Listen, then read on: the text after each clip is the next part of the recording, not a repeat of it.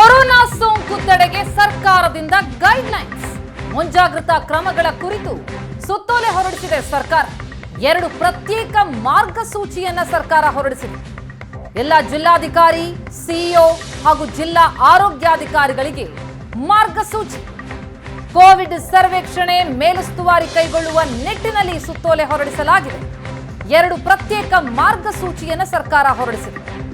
ಈಗ ಮತ್ತೊಂದು ಸಾರ್ವಜನಿಕ ಸಲಹಾ ಮಾರ್ಗಸೂಚಿ ಪ್ರಕಟ ಆಗಿದೆ. ಕೋವಿಡ್ ಹೆಚ್ಚುತ್ತಾ ಇರೋ ಕಾರಣಕ್ಕಾಗಿ ಸಾರ್ವಜನಿಕರಿಗೆ ಪ್ರತ್ಯೇಕ ಮಾರ್ಗಸೂಚಿ. 60 ವರ್ಷ ಮೇಲ್ಪಟ್ಟವರು, ಗರ್ಭಿಣಿಯರು, ತಾಯಂದಿರಿಗೆ ಮಾಸ್ಕ್ ಕಡ್ಡಾಯ. ಜ್ವರ, ಕೆಮ್ಮು, ನೆಗಡಿ ಸೋಂಕಿನ ಲಕ್ಷಣಗಳನ್ನು ಹೊಂದಿದವರಿಗೆ ಟೆಸ್ಟಿಂಗ್. ನೆಗಡಿ, ಕೆಮ್ಮು, ಉಸಿರಾಟದ ಸೋಂಕಿತರು ಮಾಸ್ಕ್ ಅನ್ನು ಧರಿಸಬೇಕು. ಜನಸಂದಣಿ ಪ್ರದೇಶಕ್ಕೆ ಭೇಟಿ ಕೊಡುವಾಗ ಮಾಸ್ಕ್ ಅನ್ನು ಧರಿಸಬೇಕು ಎನ್ನುವ ಸಲಹೆ. ರಾಜ್ಯದ ಜನರಿಗೆ ತಾಂತ್ರಿಕ ಸಲಹಾ ಸಮಿತಿಯ ಸಲಹೆ ಇದೆ.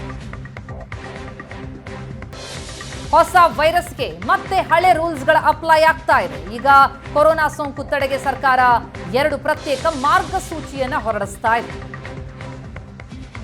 ಸಾರ್ವಜನಿಕ ಸಲಹಾ ಮಾರ್ಗಸೂಚಿ ಪ್ರಕಟ.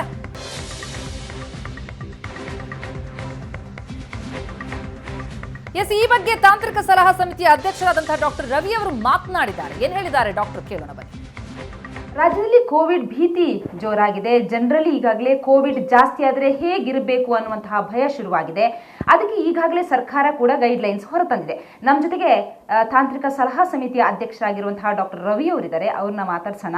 ಯಾವ ರೀತಿ ಈ ಒಂದು ಗೈಡ್ಲೈನ್ಸ್ ಅನ್ನ ಹೊರತರೋದಕ್ಕೆ ಮಾರ್ಗದರ್ಶನ ನೀಡಿದ್ರು ಅನ್ನೋದನ್ನ ಕೇಳೋಣ. ಸರ್ ನಮಸ್ತೆ. ಮತ್ತೊಮ್ಮೆ ಕೋವಿಡ್ ಭಯ ಶುರುವಾಗಿದೆ. ನೀವು ಸಭೆ ಕೂಡ ನಡೆಸಿದ್ರಿ. ಸಭೆಯಲ್ಲಿ ಏನೇನು ಚರ್ಚೆ ಆಯಿತು? ಸಭೆಯಲ್ಲಿ ಬೇಸಿಕಲಿ ಚರ್ಚೆ ಆಗಿದ್ದು, ಈಗ ಏನು ರೈಸ್ ಆಗ್ತಾ ಇದೆ ನಂಬರ್ ಆಫ್ ಕೋವಿಡ್ ಕೇಸಸ್ ರಾಜ್ಯದಲ್ಲಿ ಮತ್ತು ದೇಶದಲ್ಲಿ, ಪರ್ಟಿಕ್ಯುಲರ್ಲಿ ನಮ್ಮ ಪಕ್ಕದ ರಾಜ್ಯದ ಕೇರಳದಲ್ಲಿ ಸ್ವಲ್ಪ ಕೇಸಸ್ ರೈಸ್ ಆಗ್ತಾ ಇರೋದ್ರಿಂದ ಗೌರ್ಮೆಂಟ್ ಆಫ್ ಇಂಡಿಯಾ ಗೈಡ್ಲೈನ್ಸ್ ಕೊಟ್ಟಿರೋದ್ರೆ ಇದ್ರ ಮೇಲೆ ನಾವು ಚರ್ಚೆಯನ್ನು ಮಾಡಿದ್ದೀವಿ. ಆ ಚರ್ಚೆ ಮಾಡಿದ ನಂತರ ನಾವು ಕೆಲವು ಗೈಡ್ಲೈನ್ಸ್ನ ಸರ್ಕಾರಕ್ಕೆ ಸಲ್ಲಿಸಿದ್ದೀವಿ. ಇದರಲ್ಲಿ ಈಗ ಏನಪ್ಪ ಅಂದರೆ, ಮೊದಲನೇದಾಗಿ ನಾನು ಹೇಳೋದು, ಸದ್ಯಕ್ಕೆ ಆತಂಕ, ನಾನು ಜನರಲ್ಲಿ ಕೇಳ್ಕೊಳ್ಳೋದಷ್ಟೇ, ಆತಂಕ ಪಡುವಂಥದ್ದು ಅಟ್ ಪ್ರೆಸೆಂಟ್ ಇನ್ನೂ ಇಲ್ಲ. ನಾವು ಈಗ ಕೋವಿಡ್-19 ನಮ್ಮ ರಾಜ್ಯದಲ್ಲಿ ಈಗ ಆ್ಯಕ್ಟಿವ್ ಕೇಸಸ್ ಇರೋದು 60. ನಿನ್ನೆ ನ್ಯೂಸ್ ಬುಲೆಟಿನ್ ಇರೋ ತನಕ, ನಿನ್ನೆ ಸ್ಟೇಟ್ ಗೌರ್ಮೆಂಟ್ ಬುಲೆಟಿನ್ ಇರೋ ತನಕ. ಸೊ ಅದರಿಂದ ಯಾರೂ ಸದ್ಯಕ್ಕೆ ಆತಂಕ ಪಡುವ ಅವಶ್ಯಕತೆ ಇಲ್ಲ. ಈಗ JN1 ಏನಿದೆ ಅದು ವೈರಸ್ ಆಫ್ ಇಂಟ್ರೆಸ್ಟ್ ಅಂತ WHO ಅವರೇ ಅದನ್ನು ಇದು ಮಾಡಿದ್ದಾರೆ.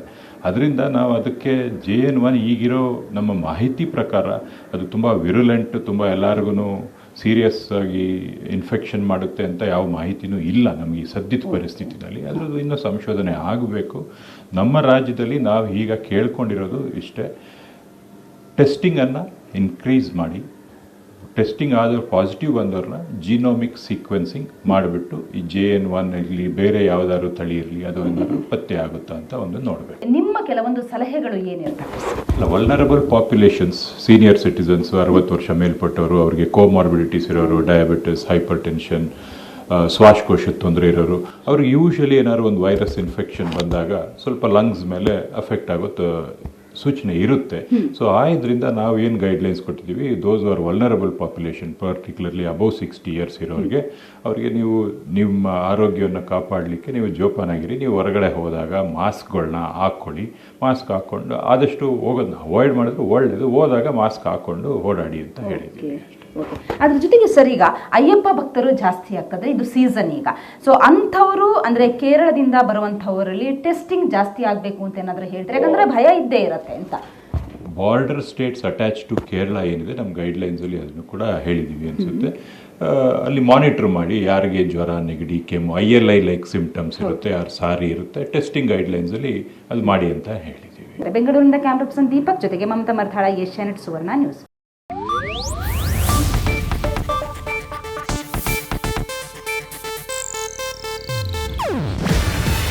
ಇದು ಏಷ್ಯಾನೆಟ್ ನ್ಯೂಸ್ ನೆಟ್ವರ್ಕ್ ಪ್ರಸ್ತುತಿ.